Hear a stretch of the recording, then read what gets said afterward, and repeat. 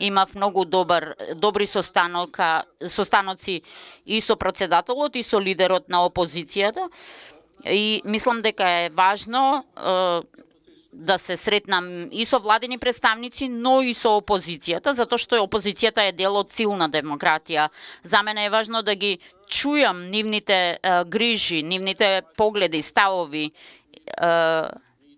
Затоа ми беше важно да се сретнав и со претседателот, и со лидерот на опозицијата, и со останати парламентарци. Мојата порака која изнесов на тие состаноци беше дека ова е историска можност за оваа земја.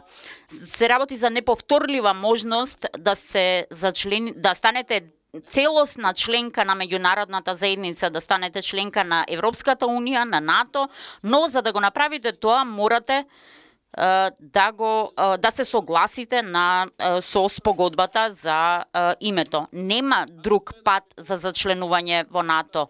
Јас разбирам секако дека народот во земјата има можност дека некои мислат во земјата дека може да кажат не на референдумот, а да кажат да за членство во НАТО. Меѓутоа не постои таква алтернатива.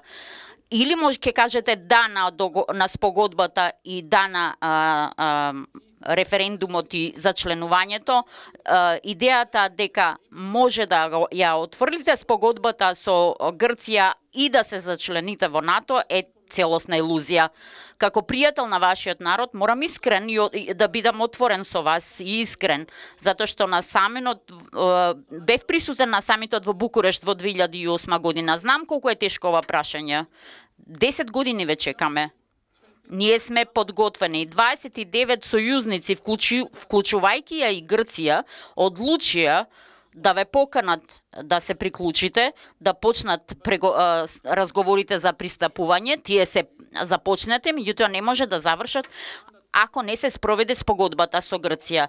Значи, или спогодбата за името и членство, или ако нема спогодба за името, нема ни членство во НАТО.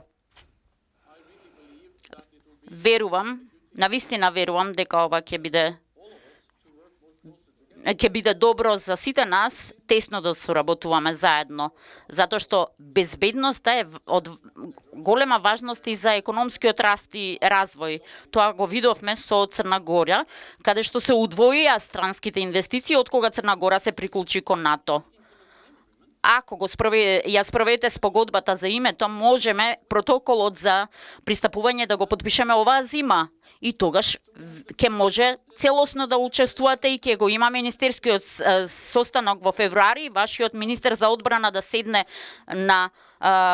рамноправно да седне со своите колеги од алијансата на тој состанок. Ако се одлучите да ја спроведете спогодбата за името, можете да почнете да учествувате во состаноци на НАТО веќе следниот ден.